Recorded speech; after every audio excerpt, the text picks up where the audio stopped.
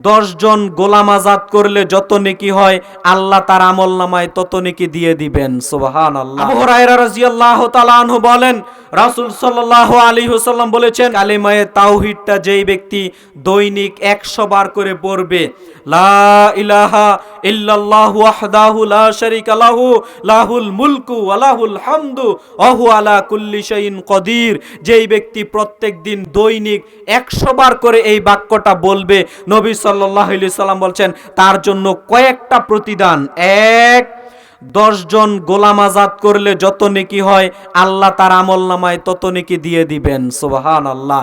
2, 100 নেকি তার আমলনামায় আল্লাহ তাআলা দিয়ে দিবেন। সুবহানাল্লাহ। 3, 100 পাপ 100 গুনাহ তার জীবন থেকে মুছে ফেলে দিবেন। সুবহানাল্লাহ। 4, ওই দিন শয়তান থেকে ওই ব্যক্তি নিরাপদে থাকতে পারবে, শয়তান তাকে কোনো ওয়াসওয়াসায় ফেলতে পারবে না। সুবহানাল্লাহ।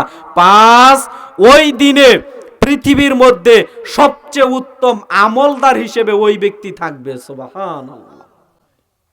তবে যেই ব্যক্তি 100-র চেয়ে বেশি বলবে তার কথা ভিন্ন। সম্মানিত দ্বীনি মুসলিম ভাই ও বোন,